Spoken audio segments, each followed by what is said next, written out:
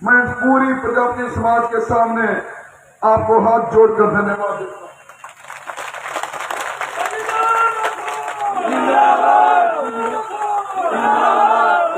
मैं ये बात कर रहा हूं कि इस 6 फुट 2 इंच के इंसान को प्रधान सेवक बना देना, आपके पहले 3 महीने में छात्रावास की जमीन का आवंटित कराऊंगा और पहले 6 महीने में चाहे मेरे विधायक कोष का पैसा हो, चाहे मुझे मेरे मित्रों से लेकर करना हो, 51 लाख रुपए छात्रावास के निर्माण के लिए आपके सामने उपलब्ध कराऊंगा। 73 करोड़ चंद्रराम जी की बात सबको मालूम है, कभी खाली जाती नहीं। कुछ मैं करूंगा, कुछ चंद्रराम जी करेंगे, दोनों मिलकर एकत्र कर देंगे। मैं आपसे एक निवेदन करना चाहूंगा, सभी प्रतिष्ठित नागरिक वृंद बड़ी संख्या में उपस्थित है, शक्ति जुड़ा माता और बहनों, कौन से शब्दों से धन्यवाद दूं मैं। चुनाव चल रहा है, चुनाव का 1 सप्ताह भी नहीं बचा। गांव गांव में चुनाव के प्रचार में जा रहा हूं। ये जो मंच पर बैठे हैं, ये पीछे की दोनों पंक्तियों में बैठे हैं, जो मंच में खड़े हैं, जो आगे विराजे हैं, दिन में रात में मैंने आप लोगों को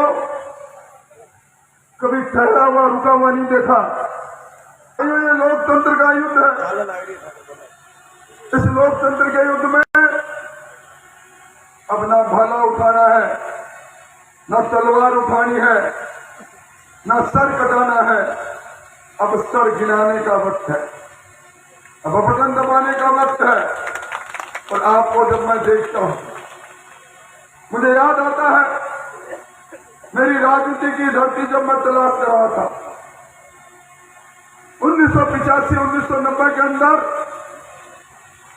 जब मैं अपने आप को स्थापित करने की कोशिश कर रहा था, विश्वविद्यालय से निकलकर जब मैं सक्रिय राजनीति में आ रहा था, महात्मा से कह रहा हूं, मन से कह रहा हूं, सबसे पहले अगर किसी समाज ने खड़े होकर मुझे कहा राजू भैया आगे बढ़ो, वो प्रजापति समाज के लोग थे।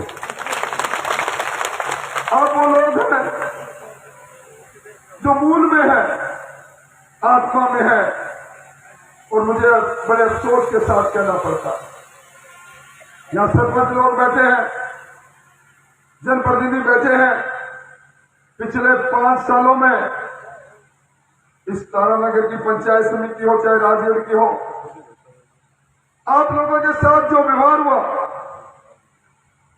आपको राजनीतिक रूप से जो प्रताड़ित किया गया, वो किसी से छुपा हुआ नहीं है।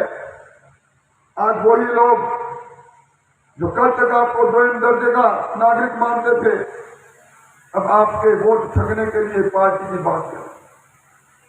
भाइयों, इस लूट और झूठ की सरकार को आपने देखा है, और इस भ्रष्टाचार के तांडव में डूबी हुई सरकार और इसके प्रतिनिधि के तौर पर आपने नरेंद्र बुढ़ानिया जी का विमान देखा है। आज बुढ़ानिया जी नहर की बात कर रहे हैं। मैं 200 गांव में जाके आया हूं। 7 गांव के अलावा कोई गांव मुझे ऐसा मिला नहीं जिसमें पीने का पानी को लेकर हाहाकार नहीं मचा। उसी नहर से पीने का पानी आता है। नहर महकमे के लोग कहते हैं पीने के पानी के लिए हमारे पास पानी नहीं। नहर के अंदर किसी से पानी कम है। और ये नरेंद्र बुढ़ानिया जी, ये वही है जब यहां से सांसद थे, आप याद करो, 2 लोहे के टुकड़े लेकर आए थे, पटड़ियां लेकर आए थे, रेलगाड़ी, और ये कह रहे थे ये तारानगर के अंदर रेल से जोड़ने के लिए मैं शिलान्यास करके जा रहा हूं। ये वही नरेंद्र बुढ़ानिया जी जिनके रखे हुए यहाँ भ्रष्टाचार की भट्टी चली। और कल आपने इस हिंदुस्तान के राहुल गांधी और पप्पू का भाषण सुना दिया। कोई आए और वोट की अपील करने आए। भैया मेरे सामने बैठे हो आप, लगभग सभी किसान हो, सब लोग केसीसी से लोन लेते हो। पिछली बार यही पप्पू जी राजस्थान में जिस तरह कल यहाँ आए थे, उत्तरी राजस्थान के अंदर इन्होंने 10 तक की गिनती करके कहा हमारा शासन बना दो, 10 दिन के अंदर आपका कर्जा माफ हो जाएगा। आज आप लोगों ने लोन लिया, केसीसी से लोन ले लिया, सरकार की बात पर भरोसा कर लिया, आप चक्रवृद्धि ब्याज लग गए आप पर, आपका खाता एनपीए हो गया, जब्त हो गया, नया लोन मिला नहीं। ये धोखा नहीं तो क्या है? नौजवान खड़े हैं, नौजवानों से भी कहा था कि आपको या तो बेरोजगारी भत्ता मिलेगा या आपको नौकरी मिलेगी। बेरोजगारी भत्ता दूर की कौड़ी हो गया, नौकरियों की लूट हमने देखी। इस वीक सरकार में पेपर लीक हमने देखा। भाइयों, आपके वोट को ठगने के लिए कई तरह के प्रेमी आपके बीच में आ रहे हैं। मैं तो एक ही बात कह सकता हूं कि इस ओबीसी समाज को अगर किसी ने ओबीसी कमीशन को संवैधानिक दर्जा दिया तो दुनिया के सबसे लोकप्रिय नेता नरेंद्र मोदी ने दिया। आज इस हिंदुस्तान के अंदर केंद्र सरकार में सबसे ज्यादा मंत्री किसी वर्ग के हैं तो ओबीसी वर्ग के हैं। ओबीसी वर्ग के प्रधानमंत्री जी हैं। दुनिया में डंका बज रहा है। मोदी जी को देखने और सुनने के लिए जिस भी देश में जाते हैं मोदी में हो जाता है। अब पप्पू जी अपनी बात करके चले गए। कल मोदी जी ठीक 10 बजे आपको ये कहने आ रहे हैं भारतीय जनता पार्टी के उम्मीदवार को जिताओ, डबल इंजन की सरकार बनाओ। आपको उस सभा में आने के लिए भी मैं पीले चावल दे रहा हूं। मैं तो कोई लंबी बात नहीं कहूंगा। अभी चंद्राराम जी ने छात्रावास, मां श्री यादव छात्रावास की बात कही। आपका एक छात्रावास की जमीन चूरू में है। 6 महीने पहले कुछ भूमाफिया, जिसमें मेरे समाज के लोग भी 2 थे, उन्होंने उस जमीन की फर्जी रजिस्ट्री कराई। सुरेश जी प्रजापत, चंद्रराम जी, भाई मदन जी गुरी, इन सब लोगों ने कहा हमारी जमीन जो 10 साल से ज्यादा हमारी थी, भूमाफिया इस पर निगाह लगाए बैठे हैं। 1992 में वो जमीन मैंने आवंटित कराई थी। ये सारा मंच बैठा है, ये आपका राजेंद्र राठौड़ उर्फ राजेंद्र प्रजापत जम के खड़ा हो गया। मैंने उन सब लोगों से सीधी लड़ाई लड़ी।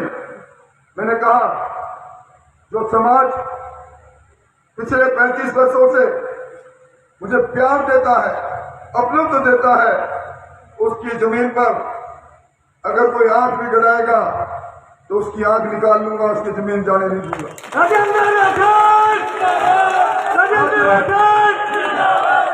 एक सबसे बड़ी समस्या मैंने देखा, प्रजापत समाज के लोग कईयों को गोचर में बसे हो गए, नोटिस मिल गया और उसके कारण से प्रधानमंत्री आवास योजना की लाभ भी आपको नहीं मिला।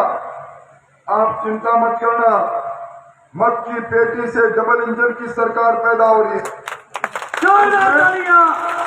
कानून बनाकर आपकी इस जमीन को जो आपके पास जो बसे हुए हैं उसको नियमित करने का काम करूंगा। मैं अंत में यही कहूंगा कि मुझे आप मतदाता नहीं, मत निर्माता की जरूरत है। मेरा अनुभव है, राजनीति में बड़ा लंबा अनुभव है। मैंने मेरी जिंदगी में प्रजापत समाज के किसी व्यक्ति को अकेले नहीं देखा। चाहे ढाणी में बैठा हो, किसी गांव में बैठा हो, अपनी साख से, विश्वास से वो 3600 कौमों को साथ लेकर चलता है। ये प्रजातंत्र का ये युद्ध में बुढ़ानिया जी किसी बात को करते होंगे, मैं तो इसी मन से कहता हूं, बुढ़ानिया जी 36 कौम राजेंद्र राठौड़ के साथ खड़ी है। चिंता नहीं, आप कितना ही नारा दे लो, भारतीय जनता पार्टी के हर कौम, चाहे वो किसान जाट हो, प्रजापत हो, खाती हो, राजपूत हो, SC ST के लोग हो, सारे लोग आज इस लूट और झूठ की सरकार को दफन करना चाहते हैं। मैं पूरे राजस्थान में जाकर आया हूं। मेरा आपसे यही निवेदन है, इस समय प्रतिपक्ष का नेता हूं, पूरे राजस्थान में जाना भी पड़ेगा। आज के बाद इस समाज से अपनत्व की अपील करता हूं, मार्मिक अपील करता हूं, हाथ जोड़कर अपील करता हूं, आज के बाद आप राजेंद्र राठौड़ बन जाओ। आपको मेरे प्यार के रिश्ते की कसम, मैं अब तक की मेरी राजनीति में पूरे राजस्थान के अंदर एक समाज के व्यक्ति को खड़ा कर देना, मेरे पास आया हो, मेरा दरवाजा खटखटाया हो, मुझसे मिला हो, मैंने छाती के लगाकर, गले में लगाकर भाई के रूप में कहा, बात नहीं की हो। सबको तो भगवान भी राजी नहीं रख सकता। हो सकता है किसी भाई के मन में कोई दर्द लिए हो, और मेरी नीति और नियत कभी खोती नहीं थी। इसलिए आज आपको यहां बुलाने के पीछे 2 मकसद थे। एक मकसद, अब आपको खंदक की लड़ाई प्रारंभ हो गई। अपने अपने बूथ पर, अपने अपने गांव में, अब सिर्फ तारानगर में कल के अलावा आना नहीं। कल तो दुनिया के सबसे लोकप्रिय नेता नरेंद्र मोदी आ रहे हैं। पीले चावल मैंने आपको दिए हैं, कल तो पधारो। कल के बाद आपका संघर्ष, आपकी लड़ाई, आपका युद्ध, अगर मुझे मानते हो, मंच पर बैठे इस कोने से उस कोने तक के नेताओं को मानते हो, पीछे बैठे इन खड़े सब लोगों की बात मानते हो, अब 25 तारीख के बाद ही तारानगर आना, आप अपने अपने गांव में इस लड़ाई को। ये चुनाव राजस्थान के अंदर खुशहाली का पैगाम लेकर आए। ये लूट और झूठ की सरकार को समाप्त करेगा। ये गहलोत साहब की लाल डायरी की सरकार, ये नाथी के बाड़े की सरकार, जिस सरकार के मंत्री खुद कहते हैं हमारी सरकार का अलाइनमेंट ठीक नहीं, हमारी सरकार में बहन बेटी सुरक्षित नहीं।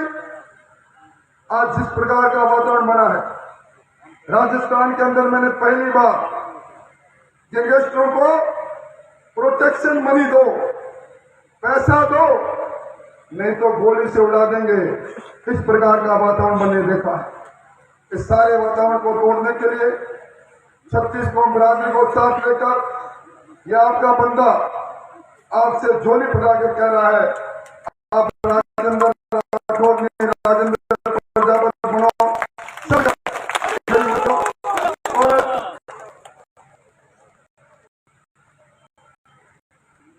और बीमार हो गया, मैं उनका पूरा इलाज जो भी लगेगा करूंगा। तो आप सब लोगों से निवेदन है कि आज अब मुझे वापिस आपकी गांव की चौपाल में आप मिलोगे। कल अपने प्रधानमंत्री जी की सभा में आप सबको आना है, पीले चावल देने हैं, हाथ खड़े कर विश्वास दिलाओ, मेरे साथ हो। और मैं आपके असंख्य हाथों में, आपके असंख्य हाथों में हाथ के बाद मेरे 2 हाथ मांग